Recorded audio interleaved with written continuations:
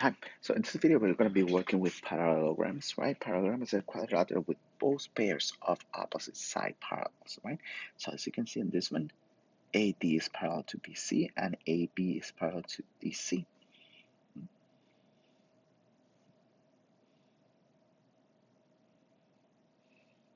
So opposite sides are those that not share a vertex, right? And opposite angles are those that not share a side, right? So these two red sides and these two blue sides are opposite angle sides, and the one that have the mark just one arc is opposite angles, right? The two. So the theorem 63 says that if a quadrilateral is a parallelogram, then its opposite sides are congruent.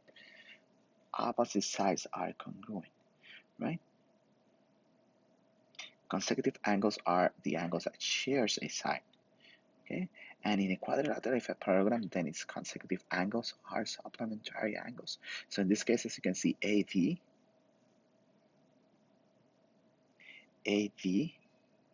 angle A and D are supplementary, D and C, C and B and A.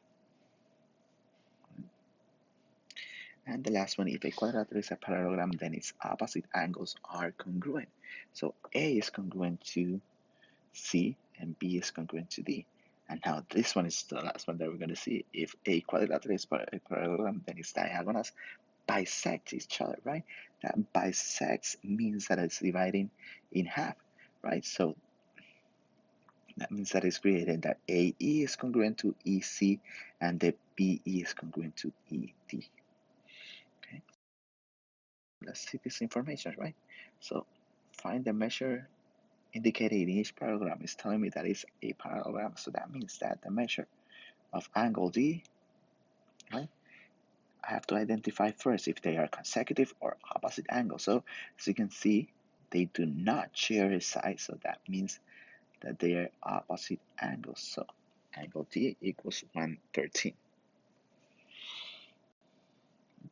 The next one, again, they are opposite angles, as you can see. So angle K equals 82 degrees. Okay. So now I have opposite sides. Opposite sides, again, they are congruent. So CAF equals 13 units. Next one, again, they are opposite sides. For now, in a parallelogram, I cannot find consecutive sides, but I can find opposite sides. So FC equals 10.7. Now this one, I want to solve for x, right? So it's giving me that in each parallelogram, right?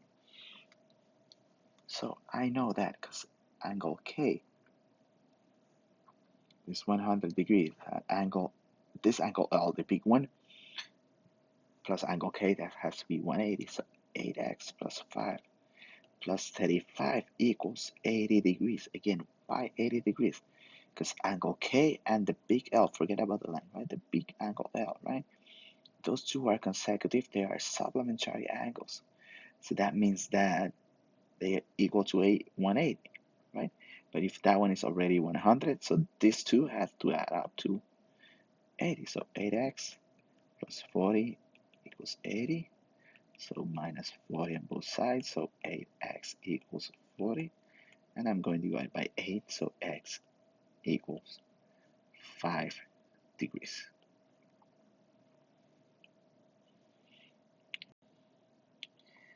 Okay, next one again. This one is 125 plus that one. They're 180, right? So we can also write it x plus 1 plus 24 plus 125 equals 180, right? So 6x plus 150 equals 180 minus 150.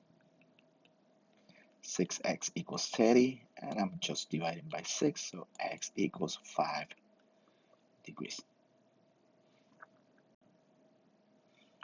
This one, let's mark those information. So I have that ln. ln is this whole diagonal here is 46. pn, this side right here, this side is x plus 2. I know that this one is also x plus 2, right? the diagonals bisect each other, so it divides in half. So that means that its piece over here is 23. Why 23? Because ln is 46, and P, that point P is the midpoint because this is bisecting that angle. That's diagonal. So that means that x plus 12 equals 23, so minus 12. So x equals 11 units. The next one again, dt. So dt, this one is 7. So this one is 7, right? So dt is 7. And tb is 2x minus 3, right? So again, CE is bisecting that one. So it's dividing in two congruent segments. So 2x minus 3 equals 7. So plus 3 plus 3, 2x equals 10. And I'm going to divide by 2. So x equals 5. Okay, so this one's telling me that TU is congruent to UV, right? So that means there's a theorem that says that if two lines intersected by the transversal form two congruent parts right there, that means that every other part that they form is going to be congruent. So that means that A and M is going to be congruent to this one. So that means that this is 4.5, right?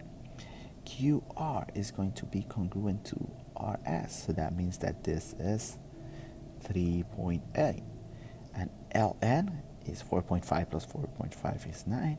And QS is 3.8 plus 3.8. That's 7.6. And that's it for this lesson. May the force be with you.